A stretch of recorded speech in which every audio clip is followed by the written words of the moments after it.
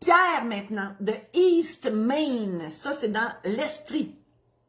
Est-il vrai qu'après une année de vie commune ou même moins, si un enfant est né de cette union, les conjoints de fait héritent l'un de l'autre sans nécessité de faire un testament?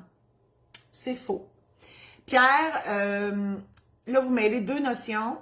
En fait, quand vous dites l'enfant est né de cette union, là, bon, pour certaines lois, pas le Code civil, toutes les autres lois, la loi de l'impôt provincial, la loi de l'impôt fédéral, la loi des réals, la loi des fonds de pension, la loi de tout ça, là, on appelle ça des lois statutaires.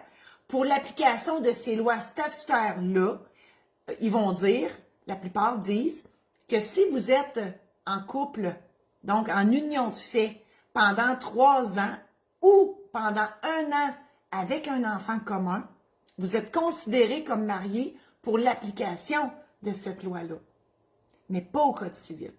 Donc, le Code civil ne reconnaît pas les conjoints de fait et donc, vous n'héritez pas l'un de l'autre, d'où la nécessité de faire un testament pour pallier à cette absence de la loi, mais elle est nécessaire, cette absence-là, parce que les conjoints de fait doivent avoir une option. Hein? C'est pas tout le monde qui veut se marier. Donc, l'union de fait et l'option qui est l'autre versus le mariage ou l'union civile.